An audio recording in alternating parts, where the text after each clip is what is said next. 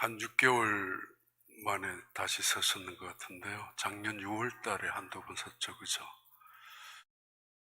전체적으로 1년 가까이. 너무 고맙다고 모신 거 고마운데 한편은 또 미안하기도 하고. 정성훈 집사님 그동안 많이 1년 가까이 편집한 거 너무 고맙고 힘들게. 근데 이 모든 거를 우리 송호린 집사님 책임감 때문에 걱정하고 또 미안하기도 하고 다른 분들한테 애쓰신 거 너무 감사하고요. 지금까지 1년 이상이나 얘기 보니까 저 이게 그리고 아니 붕붕 떠는 것 같아서 설교하는 목사가 이거 신경을 쓰는 게 하여튼 너무 감사합니다. 우리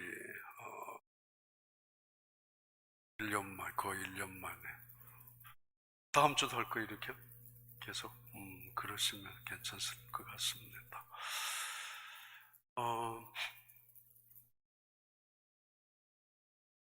옛날에 아이들끼리 놀다가 싸우고 오면은 집에서 어머니나 집에 있는 가족들이 늘 이렇게 이야기했습니다. 맞고 들어온 아이한테 괜찮다고. 때린 놈은 오늘 저녁에 못 잘 거야, 밟히고. 근데 넌 오늘 밤에 잠 잘 수 있어. 맞고 돌아온 자식을 위로하면서 했던 또는 들었던 이야기들입니다. 너 오늘 잠 잘 잘 거야. 차라리 너가 맞은 게 다행이야.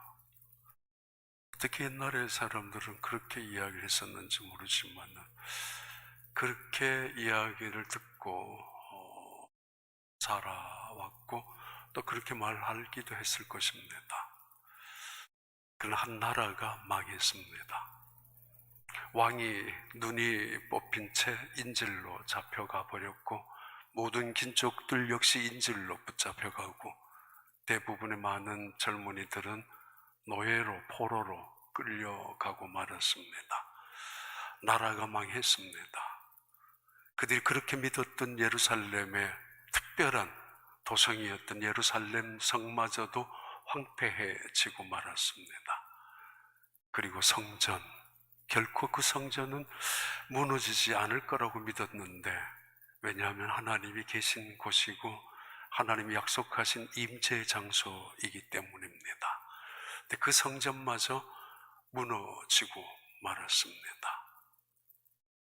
그들이 포로로 끌려간 지 5년, 6년, 10년이 지나가고 있는 그때입니다. 처음에는 하나님이 금방 돌려보내실 거라는 기대감을 가지고 있기도 했습니다. 시간이 지나면서 그들은 보복심을 가지고 오기를 품고 견뎌내야 되겠다라는 각오를 가지고 인내하기도 했습니다. 다시 우리가 일어서야 되겠다라는 그런 각오를 어쩌면은 만나는 사람들끼리 서로가 다짐도 했고 각오도 했었을 것입니다. 근데 그들은 발 뻗고 한번 잠을 잘 수가 없었습니다.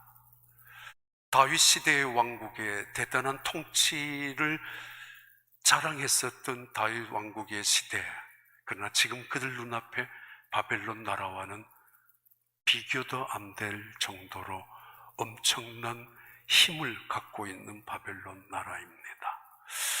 솔로몬 왕궁, 왕시대, 왕정시대에 화려하기 짝이 없고 온 세상의 자랑거리가 되었던 그 나라였지만은 그러나 지금 그들 앞에 펼쳐지고 있는 바벨론 나라의 화려함과는 상대도 되지 않습니다. 그들은 그 바벨론 나라에 압도당하고 있고 그들의 위세에 기가 꺾이고 말았습니다. 보복을 한다 하더라도 힘이 있어야 하고 증오심을 품고 언젠가는 원수를 갚아야 된다고 하지만은 뭔가 끈앞풀이 있어야 할 텐데 그들에게는 힘도 끈앞풀도 전혀 없었습니다. 결정적인 것은 하나님이 그들을 버렸다고, 하나님이 이제는 그들을 포기했다고 생각하고 있는 것이 그들에게는 커다란 절망이었습니다. 바벨론 나라에 보이는 수많은 우상들, 거짓 우상들이지만은 이들은 지금 바벨론에 세워져 있는 수많은 우상들, 그 중에 마르둑이라는 그 우상이 하나님보다 더 강한 거라고 생각하면서 그들은 기가 꺾인 채로, 좌절한 채로 살아가고 있는 그때입니다. 그때 하나님께서 에스겔에게 나타나신 사건이 지난 1월 한 달 5번 말씀드렸던 사건입니다. 그 마무리에 37장을 말씀드리려고 합니다.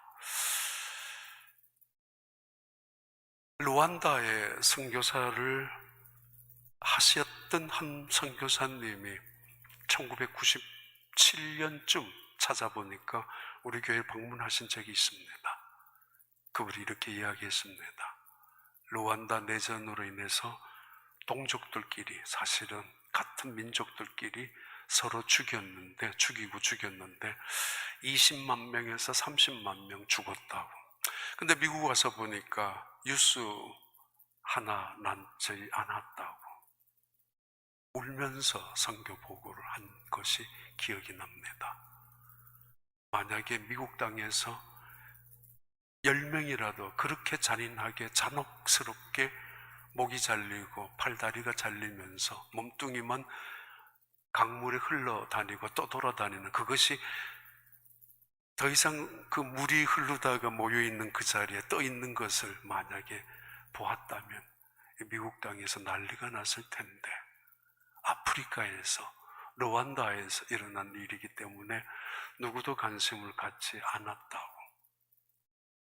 그래서 왜 이렇게 차이가 나야 되느냐라고 정말 울먹이면서 선교 보고 선교 간증을 하신 분이 기억이 납니다.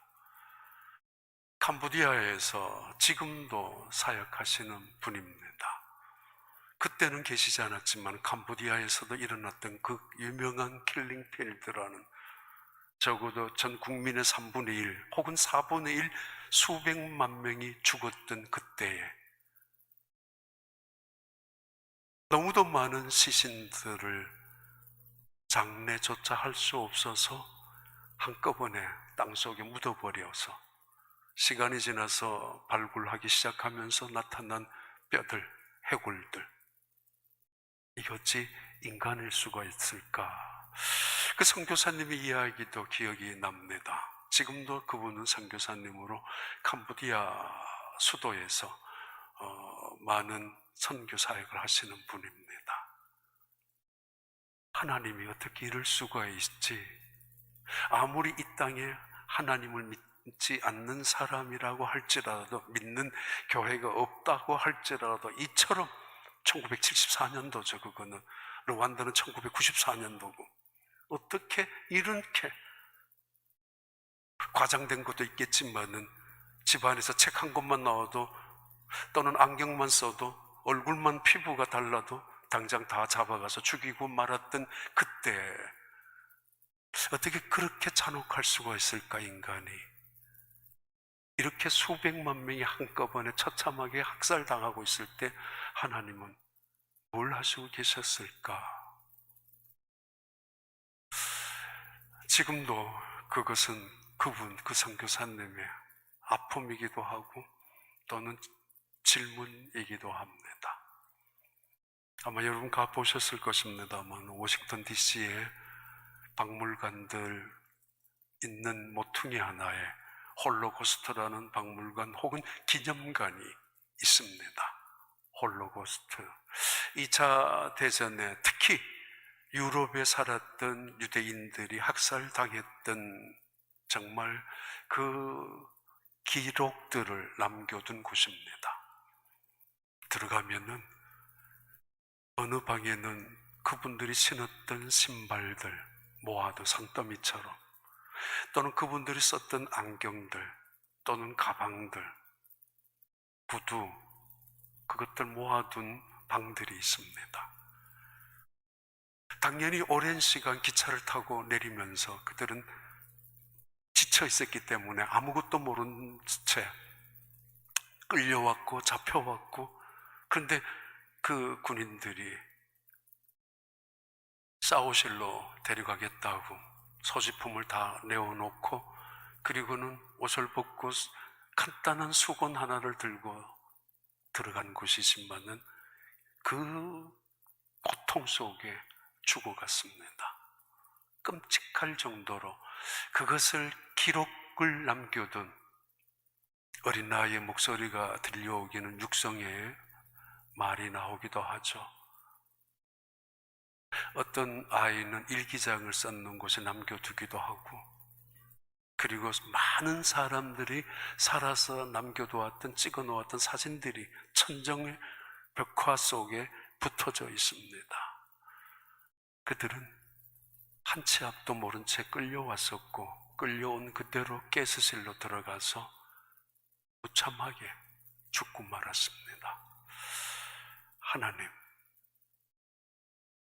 하나님의 백성들이라고 말하는 유대인들, 그들 어떻게 이렇게 처참할 정도로 저주를 받고, 그 많은 사람들, 그때 당시에 전 세계에 900만 명의 유대인들이 흩어져 있었을 그때에 600만 명의, 적어도 기록적으로는 학살을 당하고 말았던 시대였습니다. 왜 이런 일이 일어나고 있는가? 역사를 차치하고라도 우리는 오늘 우리 현실 앞에서 바라보고 있는 혼란과 위기를 목격하고 있습니다. 도대체 누가 때리고 있는 자인지 알 수 없고, 도대체 누가 막고 있는 자인지 분간할 수 없을 만큼, 가해자가 피해자도 보호할 만큼 혼란스러운 세상에 솔직히 말해서 살아가고 있습니다. 우리에게 보여주신 하나님의 메시지가 뭘까?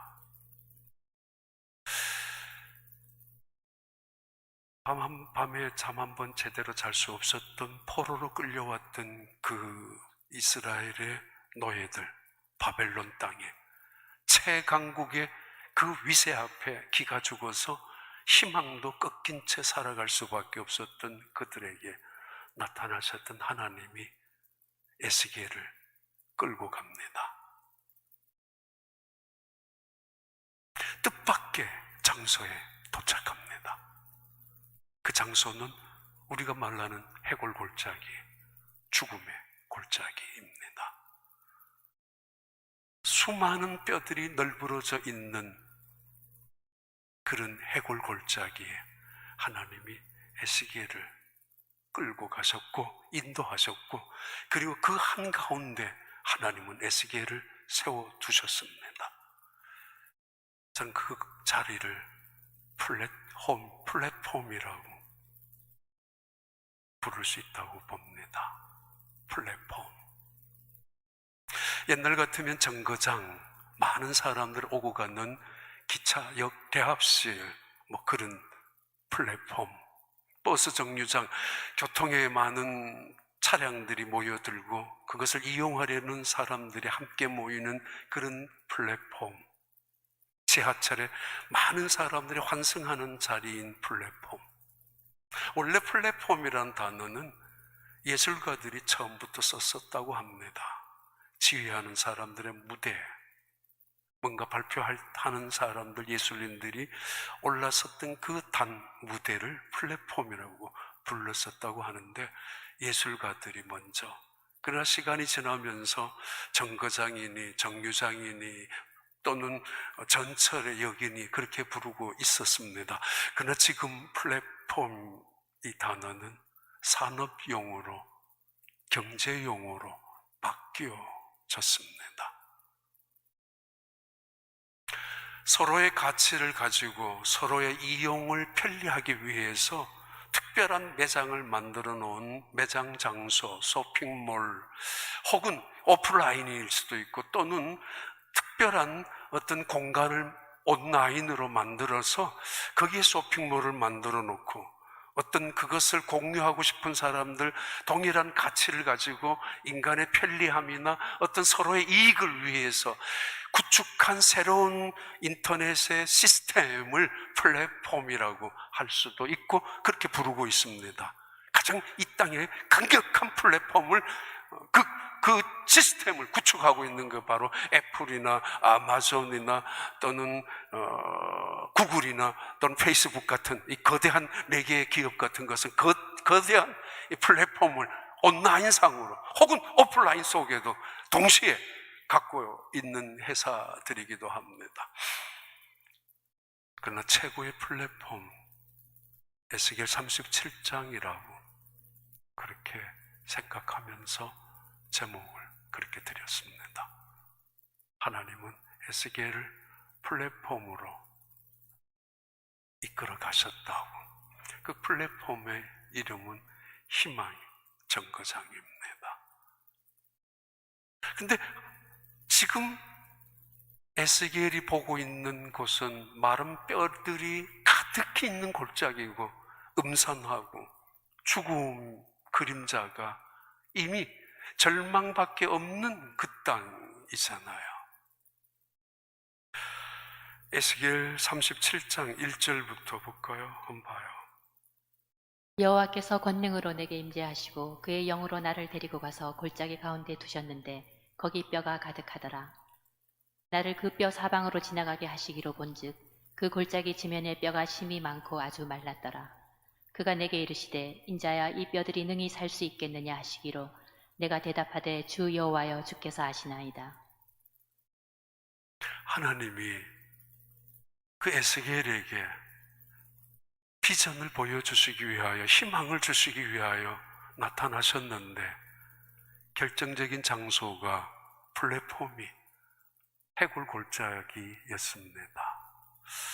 기독교의 핵심적인 가장 중요한 주제는 예수 그리스도의 십자가의 죽음과 부활입니다. 구약에서 기독교의 핵심적인 죽음과 부활의 장이 바로 그 플랫폼이 에스겔 37장이기도 합니다. 누가 보더라도 해골 골짜기 앞에서 두려움과 공포를 느낄 수밖에 없는 그 자리.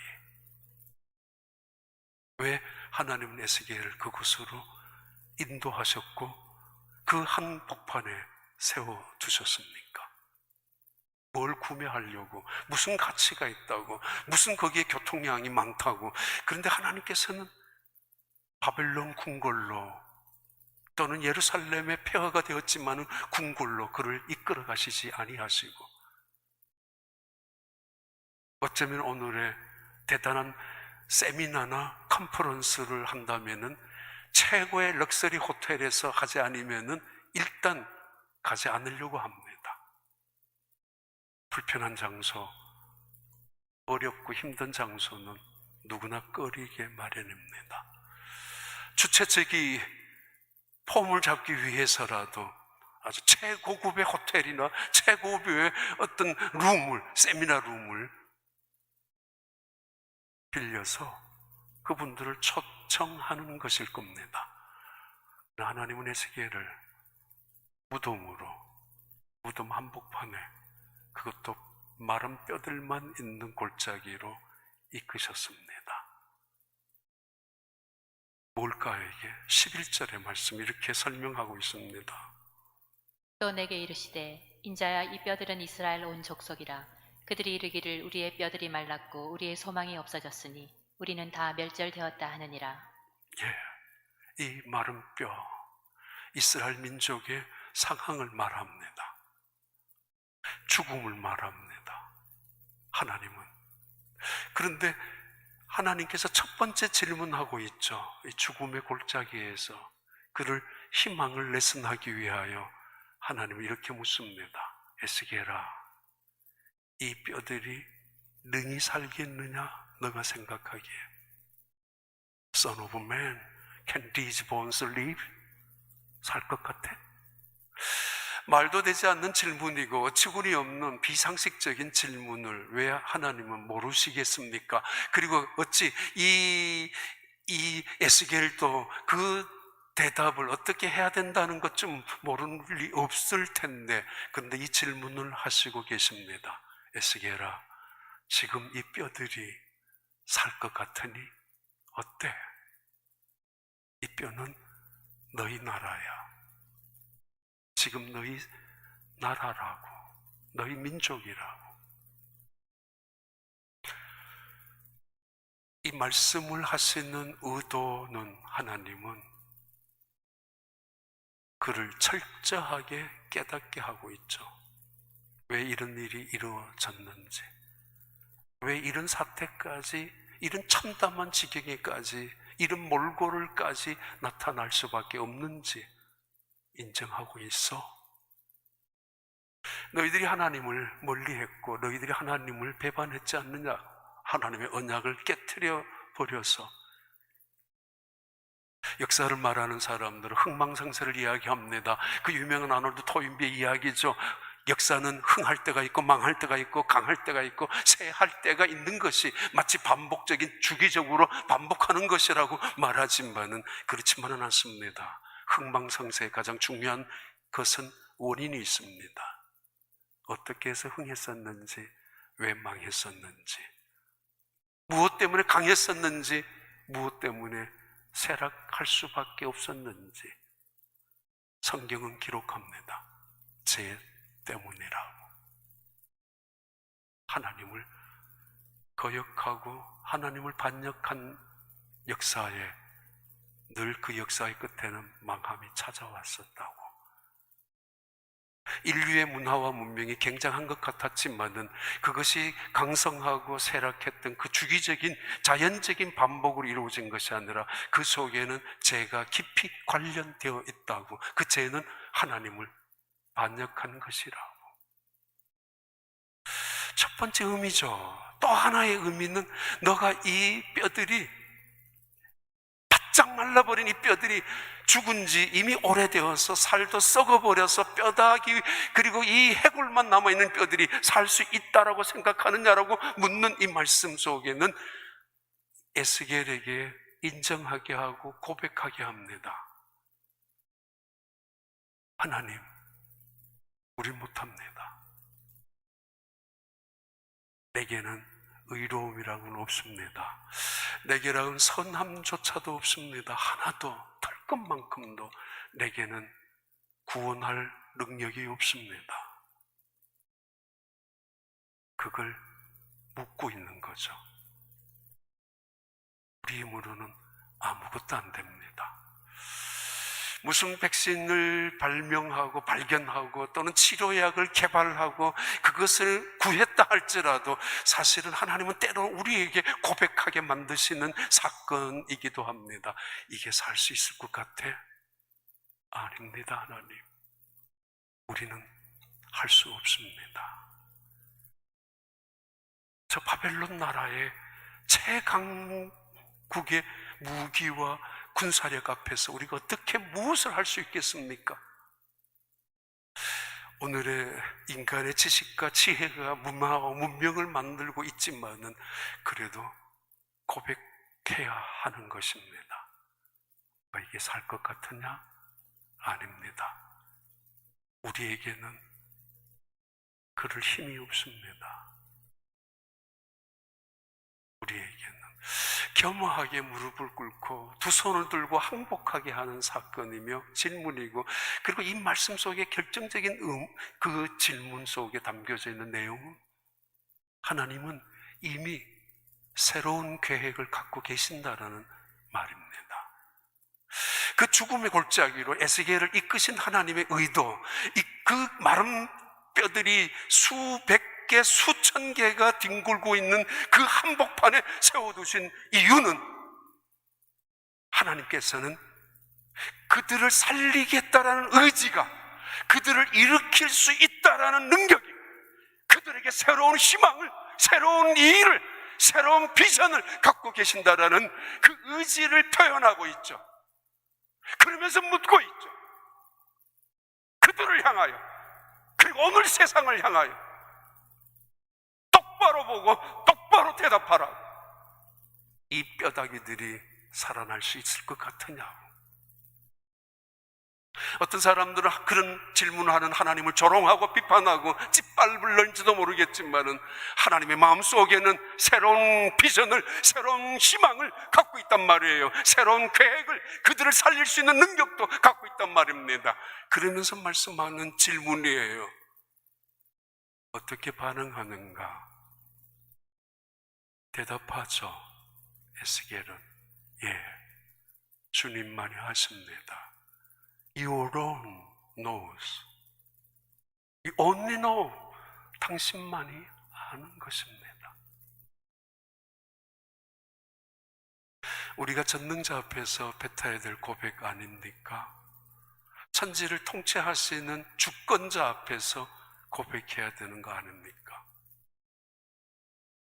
나병 환자가 예수님께 쫓아와서 이런 요청을, 부탁을, 간구를 한 적이 있지 않아요? 주님, 주님이 원하시면 나를 깨끗하게 할 수 있습니다. 주님이 원하시면. 아니, 당신이 원하든 말든 나를 고쳐달라고, 그게 당연한 거 아니에요? 환자 입장에서는, 죽음을 눈앞에 두고 있는 입장에서는, 때로는 이 저주받은 이 나병을 가지고 있는 사람이라면은 이건 목숨을 걸고 나 살려달라고 고집을 부려야 되고, 아니 이건 당연한 부르짖음이옵니다. 그런데 그는 자기의 뜻과 상관없이 주님을 향하여 묻습니다. 주님이 원하시면, 내 고집이 중요한 게 아니고, 내 뜻이 중요한 게 아니고, 내 의가 중요한 게 아니라 주님이 원하시면 나를 깨끗하게 할 수 있습니다. 이게 하나님과 우리와의 관계이고 태도이지 않습니까? 이 마른 뼈들이 다시 살 수 있겠느냐? 능히 내가 그 일을 할 수 있다고 보느냐고. 예, 주님만이 하십니다. 베드로가 예수님께 대답했던 말이죠. 베드로야, 너가 날 사랑하느냐? 얼마 전까지만 하더라도 자신 있게, 예, 당신이 무슨 말을 하든 나는 당신을 사랑합니다. 나는 그래서 목숨을 걸고 당신을 지킬 수 있습니다. 장담하고 그렇게 약속할 수 있을 텐데 그런 말을 합니다. 주님이 아시지 않습니까? 내 마음을. 얼마나 연약한 모습이고, 때로는 결심을 했지만은 변덕스러운 존재이고, 때로는 물질 앞에, 권력 앞에, 세상 앞에, 인간의 그 눈치 앞에서 기웃거리고 변덕을 부를 수밖에 없는 그 인간 모습 앞에서 비로소 깨닫죠. 우리 인간이 얼마나 연약한 존재인가를. 주님이 아시지 않습니까? 이 플랫폼에서 이루어지는 장면이 새롭게 등장을 합니다. 에스겔 37장 봐요. 4절부터 6절까지. 또 내게 이르시되 너는 이 모든 뼈에게 대언하여 이르기를 너희 마른 뼈들아 여호와의 말씀을 들을지어다. 주 여호와께서 이 뼈들에게 이같이 말씀하시기를 내가 생기를 너희에게 들어가게 하리니 너희가 살아나리라. 너희 위에 힘줄을 두고 살을 입히고 가죽으로 덮고 너희 속에 생기를 넣으리니 너희가 살아나리라. 또 내가 여호와인 줄 너희가 알리라 하셨다 하라. 이에 내가 명령을 따라 대언하니 대언할 때에 소리가 나고 움직이며 이 뼈 저 뼈가 들어맞아 뼈들이 서로 연결되더라. 예, 됐습니다. 하나님이 에스겔에게 주님이 하십니다 라고 대답하니까 기다렸다는 듯이 그래, 너가 지금 몇 년 동안 배운 게 내가 잘못 가르친 것이 아니다라고 생각하고 두 번째 말씀으로 플랫폼을 프로모션을 시킵니다. 37장 이 플랫폼은 어쩌면 장소의 의미에는 오프라인의 플랫폼이 될 수도 있고, 온라인으로 보면은 환상적이니까 온라인의 플랫폼이 될 수도 있는 이 에스겔 37장. 하나님께서 에스겔에게 말합니다. 에스겔아, 저 마른 뼈를 향하여 말하라. 이건 어처구니 없는 더 큰 말입니다. prophesy to these bones. 그 뼈들에게, 그리고 말하라고. 그들에게 말하라고. 이 플랫폼에서 가장 중요한 가치를 찾는다면은 하나님의 말씀입니다. 그걸 나비라고 하고, 하나님은 그 나비를 대언하라고 말합니다. 선지자를 나비라고 부르고 예언자를 나비라고 합니다. 하나님의 말씀이 그들의 입에 가득 차서, 그 입에 가득 차서 입에 거품이 물어 나올 만큼 하나님의 말씀으로 가득 찬 사람들을 네비힘, 선지자들, 나비라고 부르고, 오늘 여기에도 너는 그 마른 뼈에게 나비하라고, 내 말을 전하라. 그 죽은 그 마른 뼈들에게 내 말을 증거하라고. 이게 뭐예요?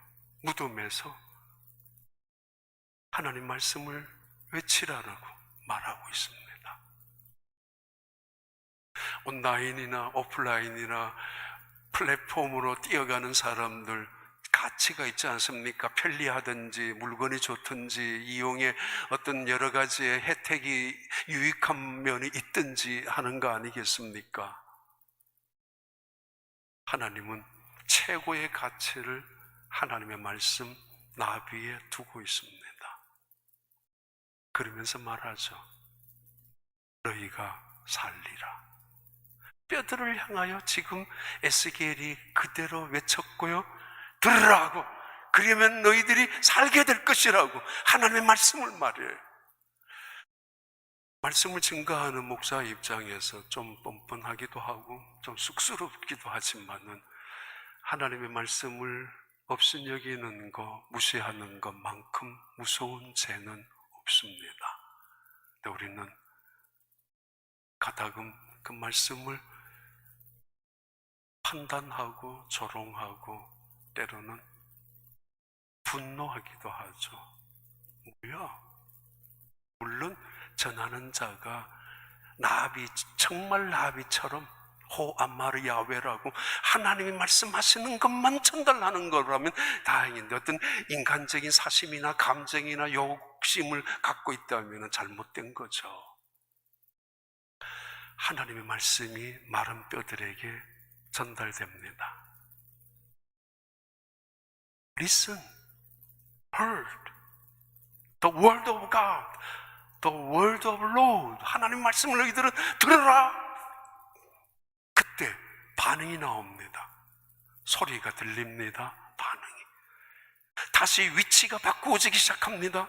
형체도 알아볼 수 없는 해골들, 이게 발에 뼈였는지 손에 뼈였는지 손가락이었는지 발가락이었는지 정말 이게 목뼈였는지 척추인지 알 수도 없는 수만 개의 뼈들이 움직이기 시작합니다. 그러면서 저절로 갖다 붙기 시작합니다. 다리는 다리로, 발은 발로, 그리고 손은 손, 목은 목, 머리, 그리고 모든 뼈들이 움직이기 시작하면서 하나의 형체를 만들기 시작했습니다.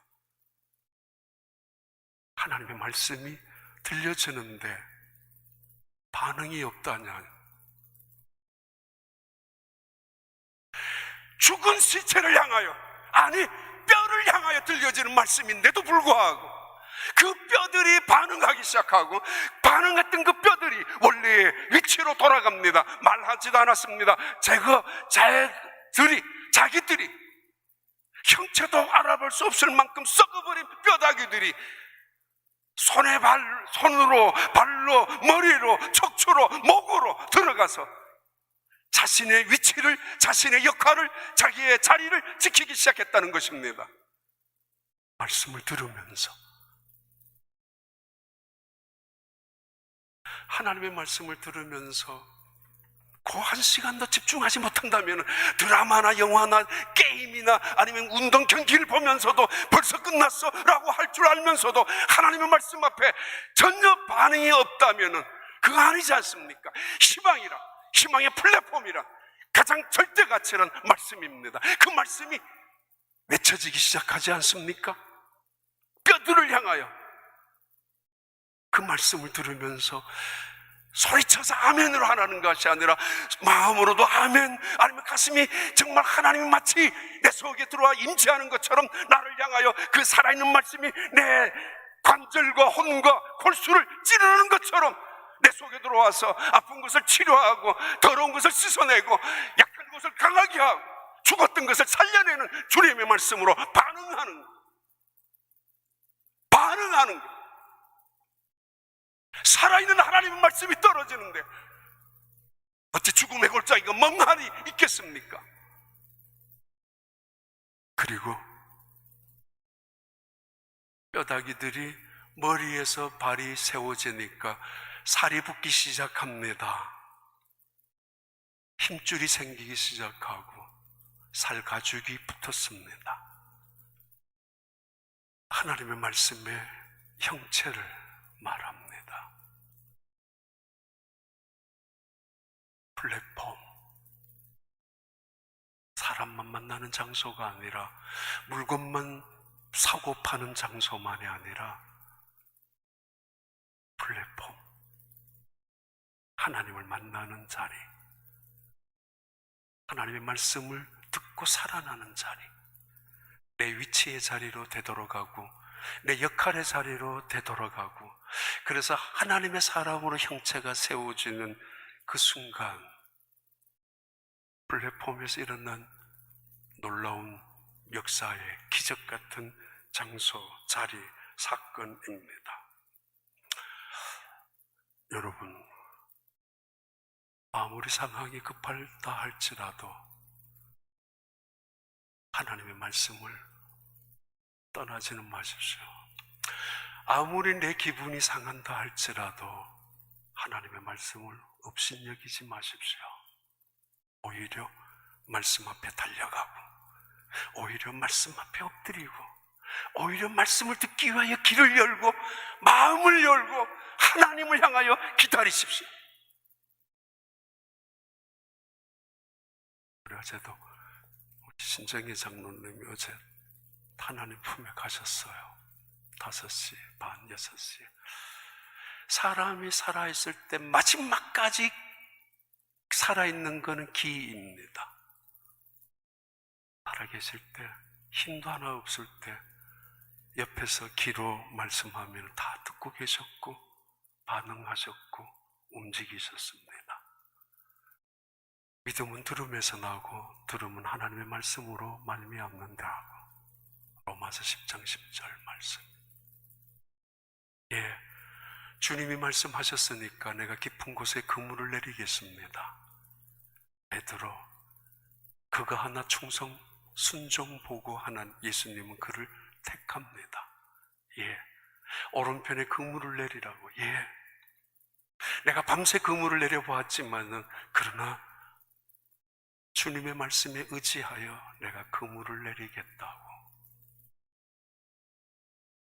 범접할 수 없는 그분 앞에서, 도저히 한거할 수 없는 그분의 말씀 앞에서 예, 그렇게 하겠습니다.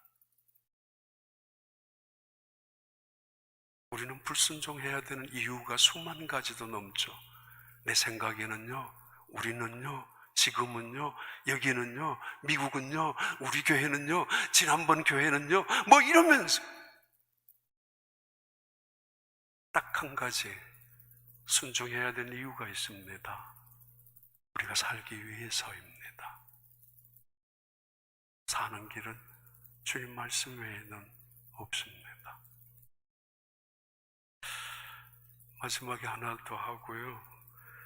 희망의 플랫폼 세 번째는 에스겔 37장 8절부터 10절까지인데요. 내가 또 보니 그 뼈에 힘줄이 생기고 살이 오르며 그 위에 가죽이 덮이나 그 속에 생기는 없더라. 또 내게 이르시되 인자야, 너는 생기를 향하여 대언하라. 생기에게 대언하여 이르기를 주 여호와께서 이같이 말씀하시기를 생기야, 사방에서부터 와서 이 죽음을 당한 자에게 불어서 살아나게 하라 하셨다 하라. 이에 내가 그 명령대로 대언하였더니 생기가 그들에게 들어가매 그들이 곧 살아나서 일어나 서는데 극히 큰 군대더라. 가끔 물어요, 사람들이. 목사님, 30년이나 목회하면서 뭐 가장 중요하냐고. 우리 교회 늘 제가 사역하는 두 가지 사역은 자녀들 2세 교육과 선교, 이 두 가지 사역이 두 개의 큰 날개라면은 개인적인 목회의 사역 두 가지는 하나는 말씀입니다. 성경 말씀, 텍스트 없는 설교가 아니라 텍스트를 중심으로 해서, 또 하나는 기도입니다. 다른 말로 성령입니다. 늘 그 이야기를 합니다. 앞에 보이죠? 하나는 성경이 있고 하나는 기도의 손에 있는 거. 꺼져 있겠지만은 뼈가 막히고 서로 연락하는 거, 말씀을 들으면서 싸우는 소리가 아니라 화합하는 소리이고, 말씀을 들으면서 반응하면서 그들은 제 역할, 봉사와 섬김의 자리로 들어가는 것이고, 세상적인 시끄러운 소리가 아니라, 재판을 벌리고 싸우는 소리가 아니라 아름다운 연락하는 소리였습니다. 근데 문제가 생겼습니다. 생기가 없었습니다. 아직까지. 뼈가 다 붙어지고 살이 붙고 살 가죽이 생겨서 이제 완전한 사람이 되었지만은 생기가 없습니다. 살아있지를 않았습니다. 시골에 가면은 새들 쏘긴다고 허수아비를 들판에 많이 세워두었죠. 그런데 그 허수아비를 사람인 것처럼 쏘는 것은 새일지 모르지만은 하나님도 사탄도 쏘지 않습니다.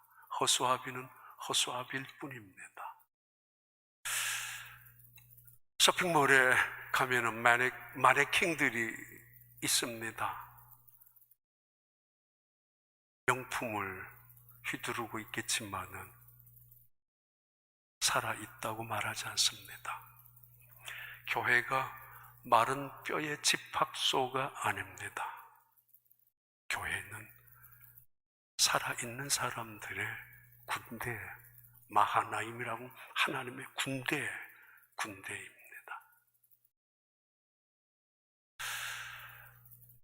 하나님의 말씀만 있으면은 The only word will make you dry up.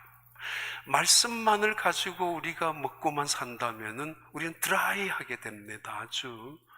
또는 The Holy Spirit will make you.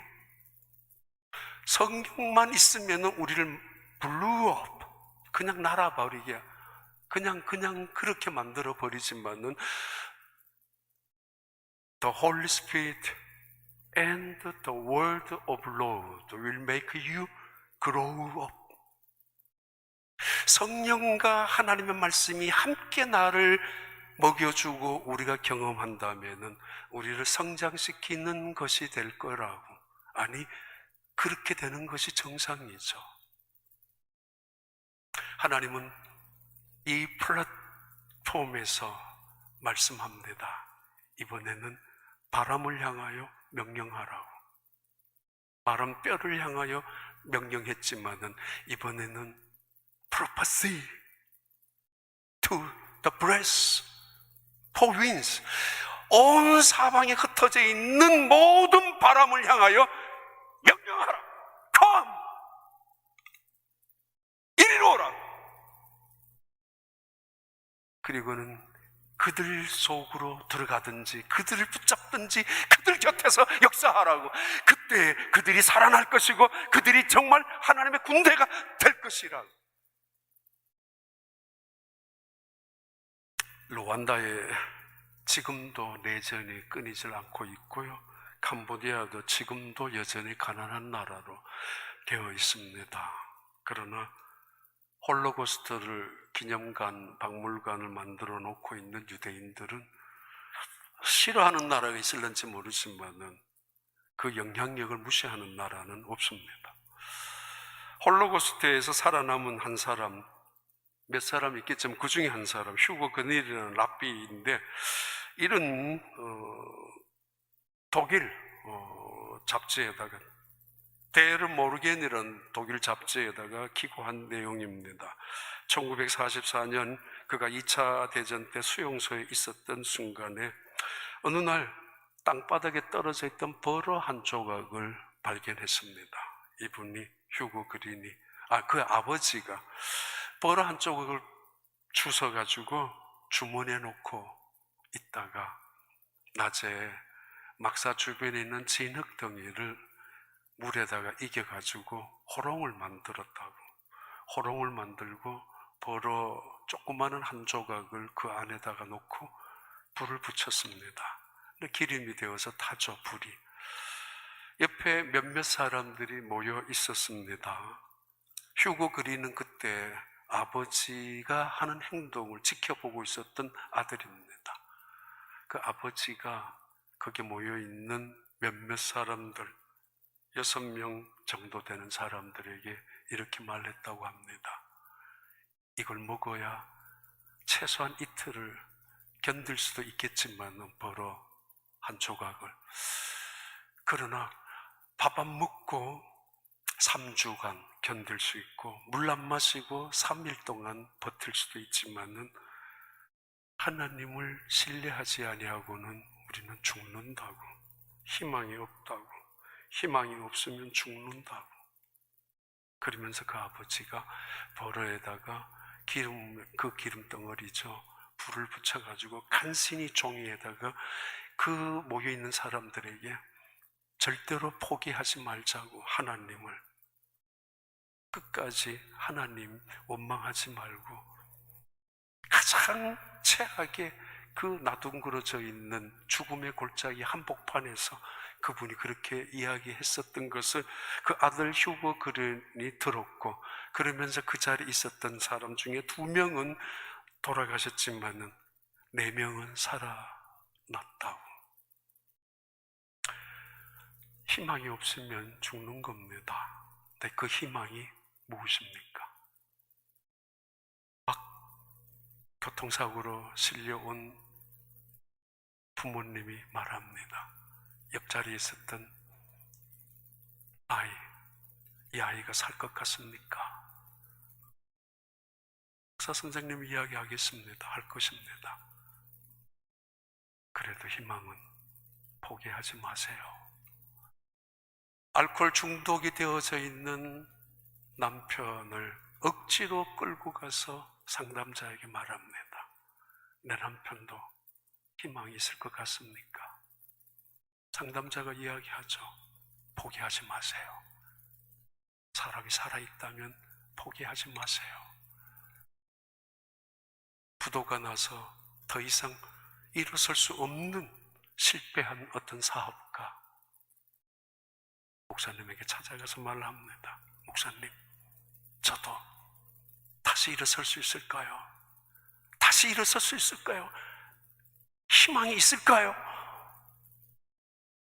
목사님이 이렇게 대답했습니다. 집사님, 희망이란 우리에게 있는 건 아니잖아요. 하나님께만 있는 거잖아요. 저도 모릅니다. 주님이 아시겠죠. 에스겔 골짜기에 보여주었던 죽음의 환상, 에스겔은 그 자리에서 털썩 무릎을 꿇고 통곡하기 시작합니다. 하나님, 감사합니다. 이제 끝인 줄 알았고, 죽은 줄 알았고, 하나님도 떠나간 줄 알았고, 이제는 멸망할 줄 알았는데, 하나님이 여기 찾아오셔서 나를 만나주셨고, 하나님은 여전히 살아계셔서 우리와 함께 하시고, 아니, 하나님은 우리의 민족을 위하여 비전을 갖고 계시고 새로운 일을 계획하시고 계신다는 사실 앞에서 그는 그 자리에서 털썩 주저앉아 통곡하기 시작하고, 그리고 다시 벌떡 일어나서 하나님을 찬양하기 시작하는 희망의 노래를 그 플랫폼에서 부르기 시작했습니다. 하나님 감사합니다. 맞습니다. 하나님이십니다라고, 하나님만이 하나님이십니다라고. 저 바벨론 나라가, 아수르나 애국 땅이 그 나라가 강력한 나라가 아니라 하나님만이 우리의 희망입니다라고. 그 자리에서 두 손을 들고 찬양하면서 그 환상의 절정은, 끝을 내고 있습니다. 2021년입니다.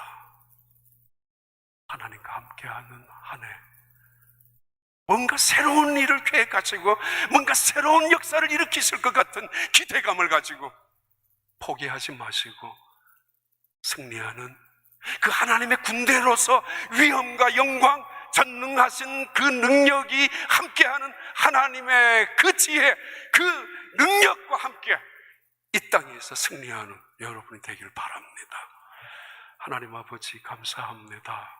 주의 말씀과 주의 거룩한 영이 우리를 떠나지 않게 하여 주시고 그것만이 우리의 그 살 길임을 고백하며 살아가는 우리 교회, 우리 모든 성도들이 다 되게 하여 주옵소서. 예수님 이름으로 기도하옵나이다.